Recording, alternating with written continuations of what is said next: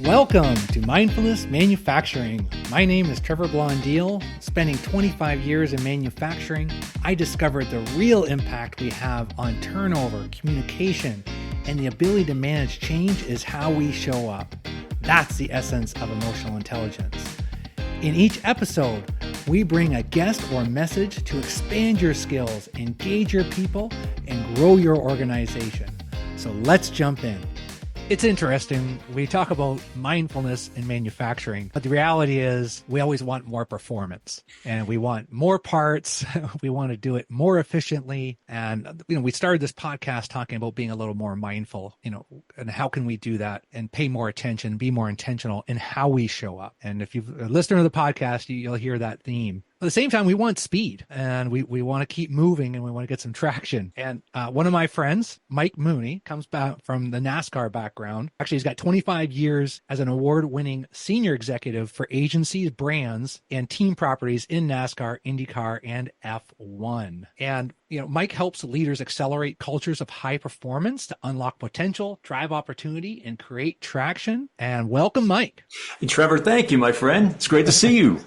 So Mike and I, we've known each other for a while now. We've been working together in the National Speakers Association. And the more we talk, we come from different backgrounds, Mike, you and I, and me being, in the plant, building the parts, and you building cars, race cars, in that space. That's right. And I want to be clear though, Trevor, like these hands, I didn't build those cars. I'm really quick to say that these hands didn't do anything to make the cars go faster. My world was in the world of sponsorships and brand strategy and marketing to help bring the dollars in so some incredibly talented people could actually build these incredible cars and get them on the track. Yeah, and I think it's just exciting when we tie in these different industries, right? Yeah. And I find so many themes, and you and I have kind of really dove into those conversations of, here you are from more the executive side on the racing side, and I'm more in the grind of making those parts, but the importance of how we show up, that leadership presence,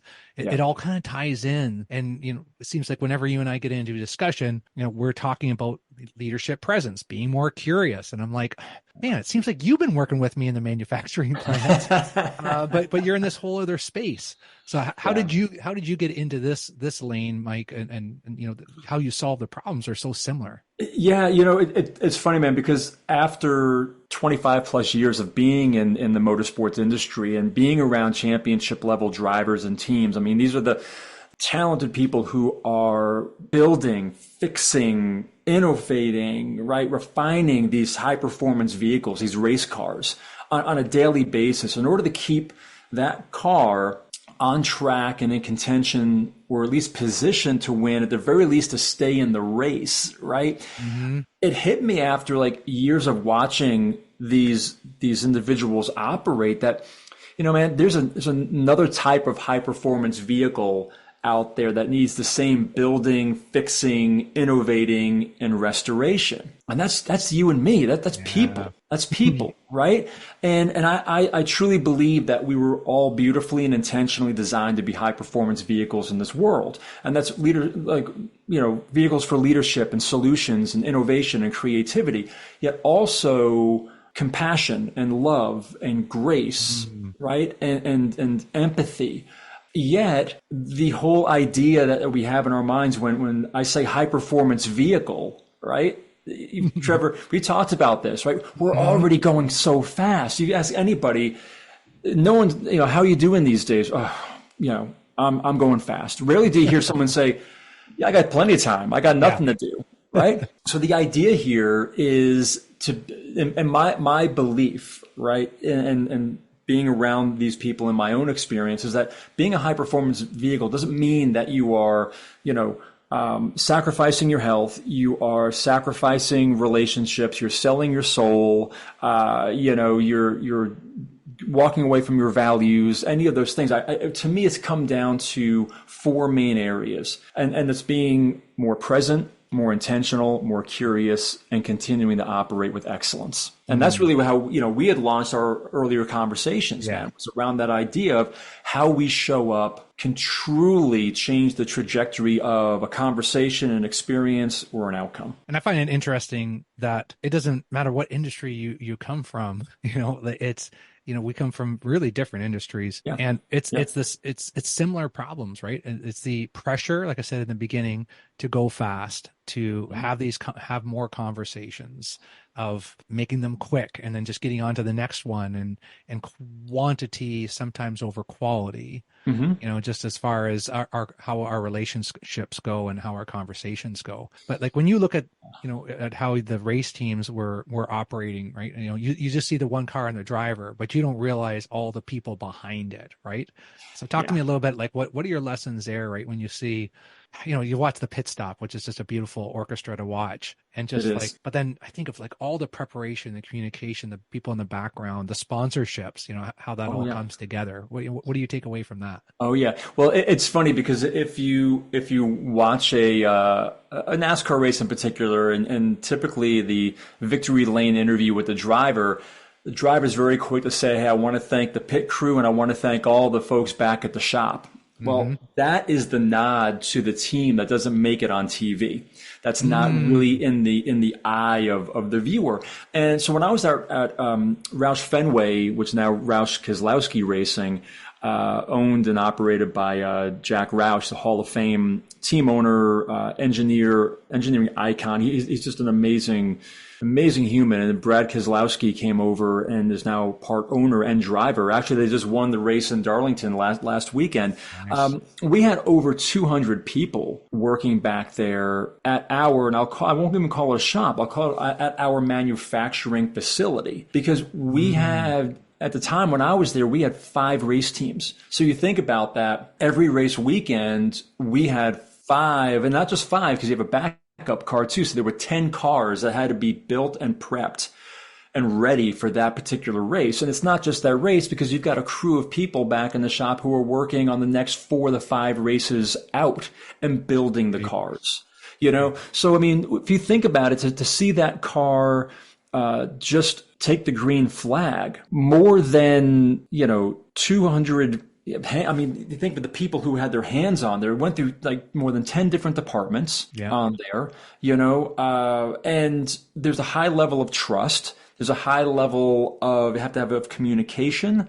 There's got to be a high level of precision, but then also of presence in that too, I mean, we talked about that, how oftentimes we can get caught up in the to-do list and we leave off the to-be list. There's a difference, right? Yeah. Because the way we show up to do the work matters. And sometimes people will sacrifice the relationship or the relational part of the work environment because they've got to get something done. And I don't think it has to be either or. Do you? No, it's definitely, I love the yes and, right? Because sometimes we do need to just go, right? Yeah. Sometimes it's go time. I call it harvest time. The sun's shining. We got to make hay and be flying. Yeah. But, you and I talked, we both do meditation. We both work out, and we figured out at this time in life, we got to take care of our minds and bodies really well. And we feel pretty good, right? Yeah, but absolutely. But we invest into it. You and I both invest into it.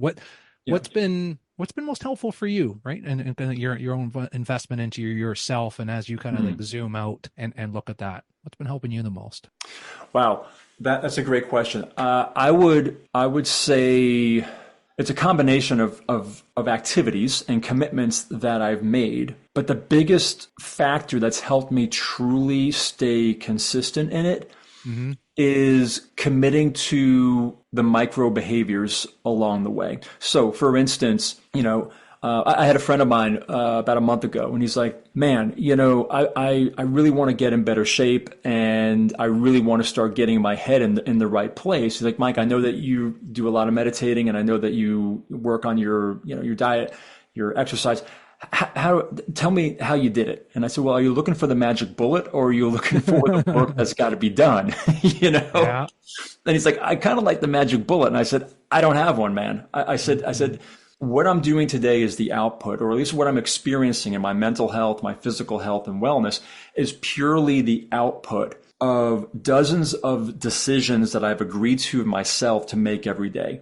So that means the alarm goes off at 5 o'clock. Okay, I'm going to get up at 5 o'clock. I'm not going to hit the snooze alarm. That's a decision. Yeah. I get up and then I go and I meditate for 25, 30 minutes.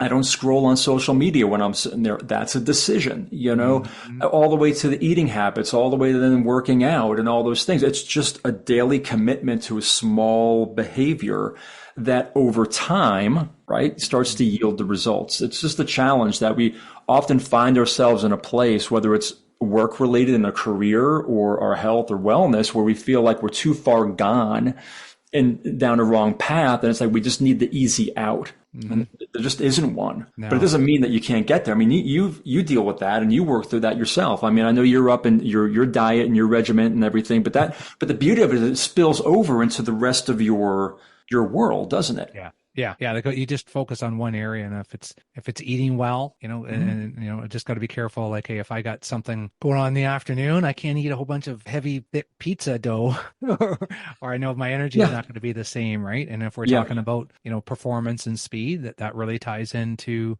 what are we doing for ourselves? Yeah, I was just saying that's where it starts, though, and I think that's the important part of, in my opinion, this conversation, Trevor, is that the way that we experience the world and the way that the world experiences us comes down to a choice and how we are going to show up for it. Will we show up from a place that's grounded from within, where we can actually take a moment and respond, or are we going to approach it like Neo in The Matrix, where we're just constantly dodging bullets coming at us from all different directions in a very reactive way, right? Yeah. But I think that's really the core of it. If we could, in this world, take a moment just to slow down. There's a saying in racing that sometimes you got to slow down in order to go fast. And the reason that is that for drivers, if they overdrive into a corner, or if they go too deep into the corner without braking, I mean, they run the risk of either scrubbing speed. They're going to chew up their tires and really put more strain on their equipment. Mm-hmm. So if they slow down to see where their marks are and where they need to be, they can actually then go faster through that corner. It's no different than you or I or any of your listeners out there, man. If we just slow down for a second to see where we need to be and how we want to show up, again, we can radically change the outcome of a conversation or a meeting. That's fascinating, because one of my mentors I had on here as a previous guest, Horst Prelog, and we talked about that exact saying. Now, I didn't ever hear it in the racing industry, but again, here's those parallels. Yeah. And what we're trying to do is to bring, for manufacturing, just to slow it down a little bit in this moment so we can go fast. I like that. When you slow down, you can kind of see your tracks. You can and then you can really take off. That's right. Analyze the data. You can see what the competition is doing a little better. I mean, there's a lot out there, man. And a lot of it has to do with this thing, we call, stimulus and response, right? Mm-hmm. So there's a great quote, Viktor Frankl once said that there's a space in between stimulus and response. And in that space, we can choose. And in that choice lies our freedom, right? Because you think about how often do we just hear something and jump to a conclusion, right? We come at something from a place of preconception and not curiosity. And it makes sense from a mind, sort of physiological standpoint, because the research has shown that nearly 20% of our daily caloric burn comes from thinking, right? So the brain's main focus and priority is keep this thing alive, right? So I can keep it alive by, one of those ways is conserving energy. So when I really need it for a fight or flight moment, it's there. Well, what the mind does is it starts to connect dots. It's constantly trying to find patterns. It's trying to find outcomes and shorten up the time it's going to need to think about it and think through it. So that's how we often hear that word. Okay, you're jumping to conclusions. Or we say, oh, I've seen that movie before. Let me tell you how it's going to end, right?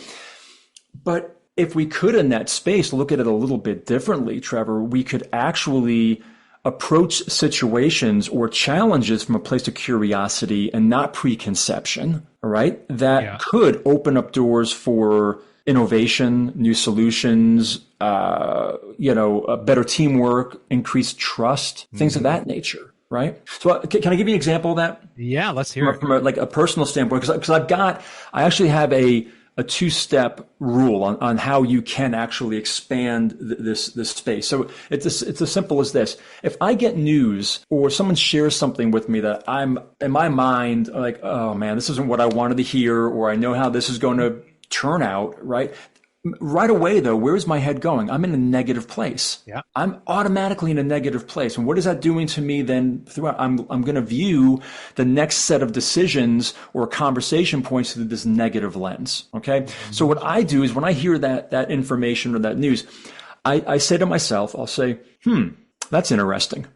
So I'm not saying it's right. I'm not saying it's wrong. I'm not saying it's good. I'm not saying it's bad. I'm just saying it's interesting. And then the question I ask myself is, I wonder how that could play out. So I'm coming at it from a place of curiosity and saying, well, you know what, maybe this is a different situation. Maybe there's new information that someone's bringing. Maybe there's a new talent that's part of the team that could actually shift the outcome of what I previously thought it could be. And more importantly, that's not just in my head. Trevor, I do that with people too. If they give me that kind of feedback, I'll go, that's interesting. I wonder how we can have that play out. So now I'm shifting the pronouns to bring them into a solution there. Yeah. Right? Yeah. I love that. I say sometimes in manufacturing is that, we can share our confidence through our opinions. But what that does often is it closes the conversation. And what we want to do is open the conversation. And when you say, like with the pronouns and just kind of like, that's interesting, I wonder how that could play out. And if your heart's coming from curiosity, then your words are better going to come out in such a way of sharing what you're thinking, because people do want to know what you're thinking, and how you say it is going to make them feel a certain way that it's like, oh, this is what Mike's thinking. He thinks it's interesting. I want to know a little bit more. I'm open. I'm going to have more conversation. And as opposed to, hey, here's my opinion. This is how it's going to play out. And then the conversation ends. And then there's nothing more. Nothing more. And I can't tell you the number of engineers that I've known over the years in the sport, young engineers who had new ideas, who were using technology in different ways, that were, thinking of these racing challenges through a different lens. And they would go to the, old guard, they go to the senior people there and say, hey, I've got an idea. And, right away it's shot down. Nope, it's not going to work. Oh yeah, we tried that years ago. Well, let me ask you, Trevor, yes. How many times does it take to go to that table with an idea to hear, we've done it already and it's not going to work, before you say, you know what, I'm not even going to bring any more ideas to the table? Yeah. Sometimes once. Sometimes it's just once. Sometimes it's just once. Yeah. I don't know why my hand just went up there. I guess let me lower that hand here, man. But the point is, for leaders who are listening to your show, I know you have a lot of leaders in the manufacturing space, is, if we approach those conversations when somebody brings up an idea or something that maybe you have tried before, and you shoot it down, you shut them down, you're not just doing it for that moment and that idea. You are now setting a precedent for that individual who, guess what, is probably going to go back and talk to 4 or 5 people about that experience. What does that do culturally? And then the leader's like, why isn't there more innovation? Why aren't we having more ideas? You wonder? Yeah, because, in manufacturing, it's important to continue to have innovation and cost savings and different areas. Yeah. But man, on the racetrack, you think it'd be even 10 times, 1,000 times as intense, because, every second counts there. And absolutely, when I see manufacturing, I am hearing more than I was 5 years ago when I started the podcast, around stepping back a little bit more of the self-care, a little bit more of the self-awareness. Yeah. And before, I felt like it was like, we need to be on the shop floor. We need to be making parts. We need to be able to show that we're adding value. I'm starting to see a little bit of a shift of, hey, we need to be more innovative, and to be more innovative, you got to step back a little bit. We got to be a little bit more strategic. It's not, because the great ideas don't always come from the executive team. They usually come from the shop. 1,000%.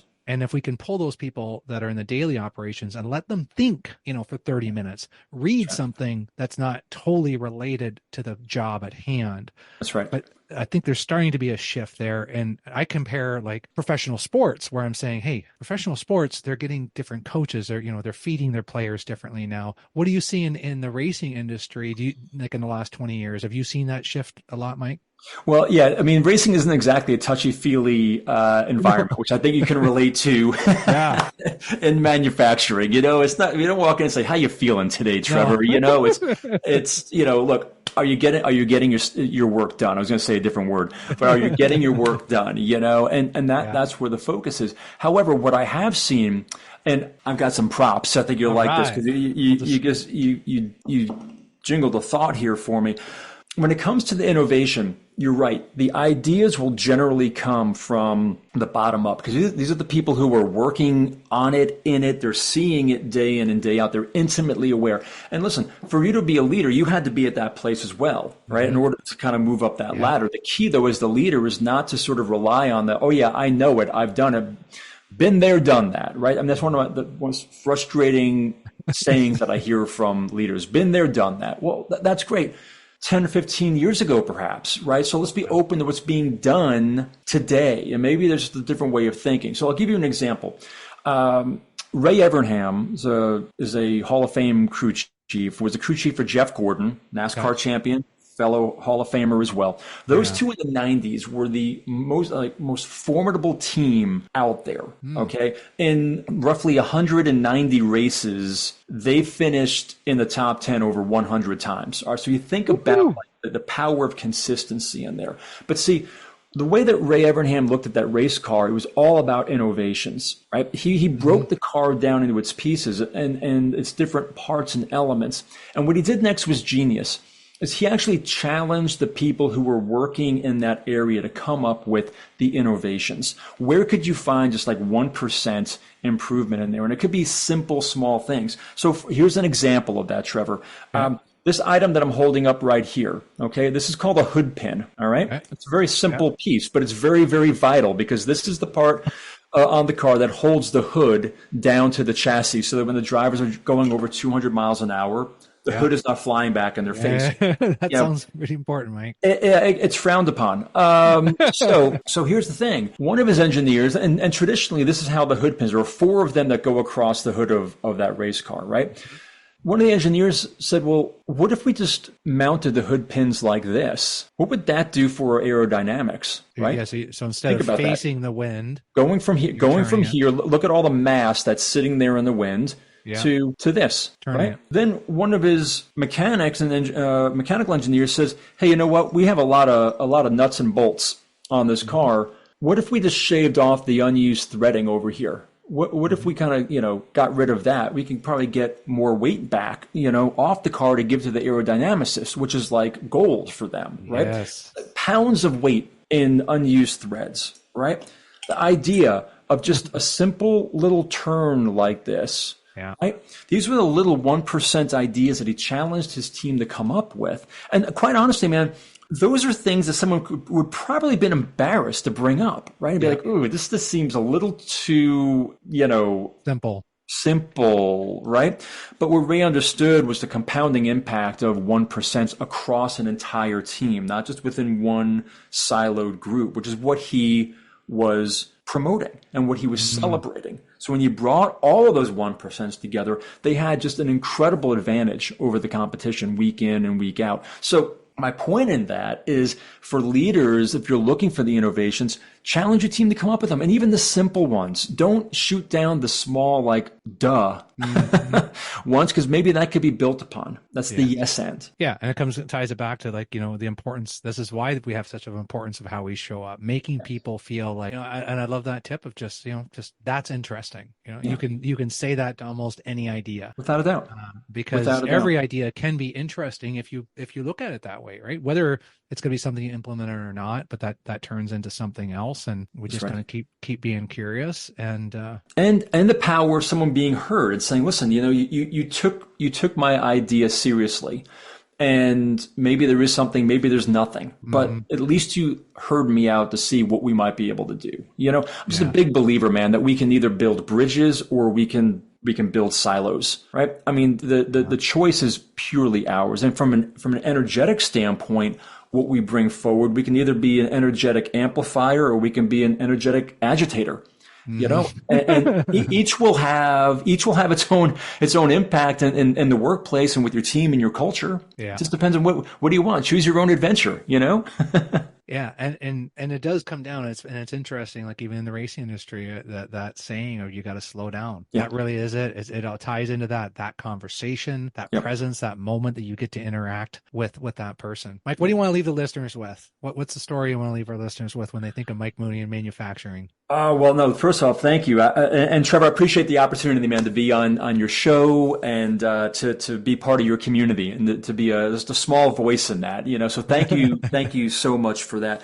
I think I would just leave folks with the idea that I'd like to maybe let them, marinate on a little bit is that, look, we were all designed to be high performance vehicles in this world. The idea is to really own yours. Too often we push it away because we think we have to be what others want us to be. We need authenticity today. We need people to be real in who they are and to be comfortable in that skin. And that takes some time, but I would just encourage you all just to really, embrace that from within and recognize that what you have to bring forth to the world, we desperately need. We need people out here that are building bridges and not silos. I love that. I just had great interaction with a former technician that I used to work with. Yeah. Super talented, super great individual. And we were just kind of talking and he had listened to some of the podcast and we're just kind of reflecting and he's like, man, you've come along. And I'm like, yeah, I had a long way to go. Like as far as that be able to pause and I truly believe like it's a long journey. And I think if you just listening to this episode today and you're driving and it's just, what's just one way you can just kind of like pause today, right? If you want performance, you got to pause a little bit. How do you step back? How do you have that interesting reaction, right? And catch yourself of just not getting into that judgment mode or just not wanting to move it forward faster. Like if you're not in the race and it's beforehand, just take that pause and you'll be going faster. And I think it's the same thing when that team member comes up and says, hey, I got an idea. I want to talk about this. How can we just kind of slow that conversation down for a minute? Like you said, make them feel seen and see what you can learn. I love that. It's there's a saying I heard a while ago. It says that statements start wars, questions start conversations. So let's ask more questions. Be curious. Be curious. Yeah. I stole that one from you before. Have you? Where you heard it. Yeah. It's a good one. Yeah. Because it's questions create conversations. I don't want any wars. I don't want people upset at me. No, we don't. But today, if we want to get the most out of our team, we want to get the most out of each other. It starts with conversations. Yeah. And it's also recognizing that there is no shortcut for consistency or time, whether that is in your own personal development or growth or in your leadership journey or with your culture and team. It's about consistency and time. And that, my friend, like we got back to early on, is a matter of choice. Love that. How do our listeners get more Mike Mooney? Man. Follow you, Mike. Well, yeah, I don't know. I mean, that's a loaded question, I appreciate that. But you can go to mikemooney.com. You can find my website there. If you want to find me on social media, I'm at Mike_Mooney. That's on X as well as Instagram, and then Facebook. You can find me at Mike Mooney_speaks. And LinkedIn too. Yep. Well, Mike, I appreciate what I've learned from you. You've been a great supporter, and this podcast gets better with great guests like you, and you've helped me in so many indirect ways through your leadership through the NSA and just our friendship through mastermind talks and helping each other out. You're a good soul, and I'm grateful to share your message on mindfulness manufacturing. Man, have a fantastic day. Thank you, man. I appreciate that, and I just want to shout out to you, my friend, and to your listeners that you are an example of someone who puts the ball in play. Too many folks sit there and they think about it and I should, and maybe I could, or no, Trevor, you're putting the ball in play with this podcast and so many other things. And that's an example right there, and something that inspires a lot of folks. So thank you for showing up and doing that. You've made it all better, and this podcast and show makes people better, which is awesome. So thank you. Thanks, Mike.